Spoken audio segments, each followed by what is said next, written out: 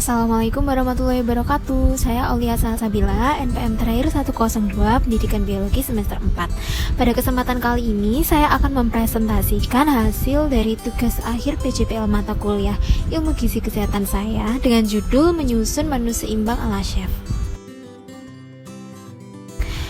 Oke, nah pada kesempatan kali ini terdapat beberapa poin yang akan menjadi pokok bahasan pada presentasi beberapa menit ke depan. Yang pertama adalah data mahasiswa. Data mahasiswa ini nanti kemudian akan digunakan untuk yang kedua, menyusun menu gizi seimbang.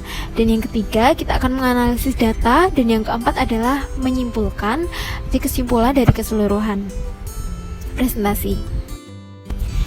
Nah, langsung saja ke poin yang pertama, ke data mahasiswa. Jadi, pada kesempatan kali ini yang akan disusun menu gizi seimbangnya adalah masing-masing dari mahasiswa itu sendiri, di mana adalah saya sendiri. Jadi, usia saya saat ini 19 tahun dengan berat badan 39 kg dan tinggi badan 150 cm. Nah, setelah mengetahui data berat badan, tinggi badan, dan juga jenis kelamin serta usia, kita dapat menentukan kebutuhan kalorinya terlebih dahulu sebelum menyusun menu gizi seimbang. Nah, untuk menyusun kebutuhan kalori ini kita menggunakan dua rumus. Yang pertama menggunakan rumus dari Harris Benedict untuk menghitung BMR. Rumusnya untuk perempuan adalah 655 ditambahkan 9,6 dikali berat badan, kemudian ditambah 1,8 dikali tinggi badan, dikurangi 4,7 dikali usia. Nah, berdasarkan data tadi ditemukan angka BMR 1210 yang kemudian dihitung energi yang dibutuhkan dengan cara mengkalikan BMR yang ditemukan dengan faktor aktivitas dan juga faktor stres. Nah, pada kesempatan kali ini faktor aktivitas yang digunakan adalah 1,7 yang terhitung sedang. Kemudian faktor stres dituliskan 1 karena yang dihitung kalorinya dalam kondisi sehat, sehingga energi yang dibutuhkan menemukan total angka 2057 kilokalori. Selanjutnya, setelah ketemu 2057 kilokalori tadi, saya proyeksikan menjadi 5 kali makan, di mana ada 3 kali makan besar dan 2 kali makan snack. Nah, makan paginya sendiri sebanyak 25% dari total, yang kemudian menemukan angka 514,2 kilokalori. Kemudian dilanjutkan dengan snack pagi 10% menjadi 205,7 kilokalori.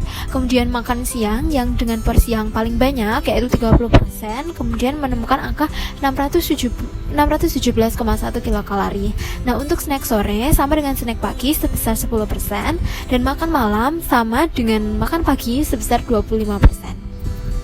Setelah pembagian kalori setiap makan tadi, kita dapat menyusun menu yang pas sesuai dengan kalori yang dibutuhkan pada makan waktu tersebut. Nah, pertama ada sarapan. Pada sarapan ini macam bahan makanan yang digunakan ada roti panggang sebanyak 80 gram dengan kalori 237 kilokalori. 0,6 kilokalori. Kemudian ada telur 55 gram dengan kalori 101 kilokalori. Kemudian ada daging 11 gram 49,5 kilokalori, tomat 2,1 kilokalori, 17 gram tomat. Kemudian susu 244 gram ada 124 kilokalori. Totalnya sebanyak 514,2 kilokalori. Nah, masing-masing kandungan gizinya dapat dilihat pada tabel. Selanjutnya, snack pagi ada 2 macam makanan yang akan dimakan. Yang pertama ada pisang sebanyak 100 gram dengan total kalori 112 kilokalori. Kemudian ada puding susu dengan bahan utama puding dan juga susu, itu dengan kalori 9,7 kilokalori. Jadi totalnya adalah sebanyak 205,7 kilokalori. Masing-masing kandungan gizi juga dapat dilihat pada tabel. Selanjutnya, untuk makan siang yang memiliki porsi terbesar, ada nasi putih sebagai bahan pokok dengan kalori 161. Nasi putih ini sebanyak 125 gram. Kemudian ayam goreng sebanyak 100 gram dengan kalori 275 kilokalori. Kemudian ada gado-gado 100 gram ada 137 kilokalori. Kemudian yang terakhir apel sebagai sayur dan buah, sebagai pemenuhan sayur dan buah itu ada 100 gram 44 kalori. Nah, dengan total keseluruhan 617 kilokalori. Masing-masing kandungan gizi dapat dilihat pada tabel. Lanjut, untuk snack sore masih ada 2 macam makanan. Yang pertama ada cookies almond dengan kalori 154 kilokalori, kemudian ada yogurt sebanyak 70 gram dengan kalori 51,7 kilokalori. Jadi total kalori pada snack sore sama dengan snack pagi 205,7 kilokalori. Dan yang terakhir untuk makan malam sama seperti kebutuhan pada snack pada makan pagi atau sarapan sebanyak 514,2 kilokalori dibagi menjadi 4 macam makanan. Yang pertama nasi putih 125 gram sebanyak 161 kilokalori, bandeng 100 gram dengan kalori 296 kilokalori, kemudian sayur asam 100 gram dengan kalori 29 kilokalori, dan yang terakhir jeruk sebanyak 60 gram 28,2 kilokalori. Nah, kemudian yang selanjutnya ada analisis data pengamatan. Yang pertama, berapa kalori yang dibutuhkan oleh tubuh setiap harinya. Jadi, untuk kalori yang dibutuhkan oleh tubuh setiap harinya itu dapat berbeda-beda pada setiap orang, bergantung pada perhitungan basal metabolic rate atau BMR dari orang tersebut, faktor aktivitas, serta faktor stres dari orang tersebut. Yang kedua, untuk apakah sama kebutuhan kalori antara orang yang bekerja berat dengan orang yang bekerja ringan? Tentunya kebutuhan kalorinya berbeda. Hal ini didasarkan pada patokan faktor aktivitas dalam menghitung kalori yang dibutuhkan. Seseorang dengan aktivitas berat itu memiliki nilai faktor aktivitas yang lebih tinggi dibandingkan orang dengan aktivitas ringan, sehingga jumlah kebutuhan kalorinya pun akan lebih tinggi dibanding dengan orang dengan aktivitas ringan. Jadi untuk menghitung dari basal metabolic rate-nya ini kita bisa menggunakan rumus Harris-Benedict sebagai berikut.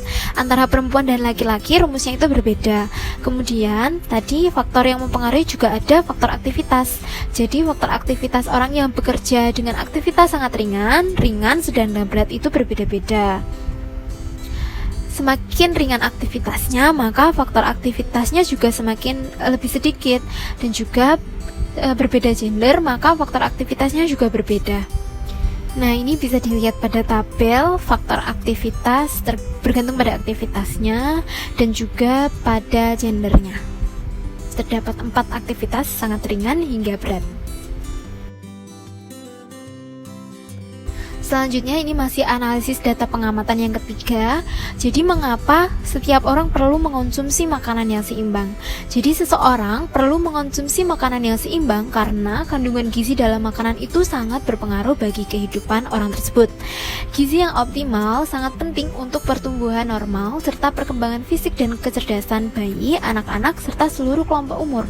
Jadi gizi baik membuat berat badan normal atau sehat, tubuh jadi tidak mudah terkena penyakit infeksi, kemudian produktivitas kerja juga dapat meningkat dan tidak mudah terkena penyakit tadi, terlindung dari berbagai penyakit kronis ataupun penyakit yang tidak menular terkait gizi. Maka pola makan masyarakat itu perlu ditingkatkan ke arah konsumsi gizi yang seimbang. Keadaan gizi yang baik itu dapat meningkatkan kesehatan individu dan masyarakat. Gizi yang tidak optimal berkaitan dengan kesehatan yang buruk dan meningkatkan resiko penyakit infeksi dan juga penyakit yang tidak menular seperti penyakit kardiovaskular, penyakit jantung dan pembuluh darah, hipertensi dan stroke, kemudian penyakit diabetes serta kanker yang merupakan penyebab utama dari kematian di Indonesia. Sehingga kita itu sangat dianjurkan untuk mengonsumsi makanan yang kandungan gizinya itu seimbang. Masih pada analisis data pengamatan yang terakhir, apakah yang harus dilakukan jika menu yang kita makan setiap harinya melebihi dari menu yang dianjurkan? Nah, jika menu yang kita makan setiap harinya ini melebihi dari menu yang dianjurkan, maka keadaan kalori kita kan juga lebih tinggi dari yang kita perlukan. Maka kita dapat melakukan olahraga yang sesuai dengan anjuran dokter. Jadi kita perlu mengkonsultasikan terlebih dahulu kepada dokter ahli seberapa banyak olahraga yang sesuai dengan kita, dan juga kita dapat menambah aktivitas pekerjaan guna untuk membakar kalori yang berlebih tadi. Kemudian setelah kita dapat mengetahui berapa kalori yang kita butuhkan, kita dapat mengatur makanan yang hendak dikonsumsi agar sesuai dengan kalori yang sebenarnya kita butuhkan oleh tubuh kita. Yang terakhir, kesimpulan. Dapat disimpulkan dari keseluruhan presentasi tadi bahwa pemenuhan gizi yang seimbang itu merupakan hal yang sangat penting, terutama bagi kesehatan seseorang. Kecukupan gizi untuk mencapai keseimbangan seseorang itu berbeda-beda, tergantung pada usia, berat badan, tinggi badan, pekerjaan, dan juga jenis kelamin.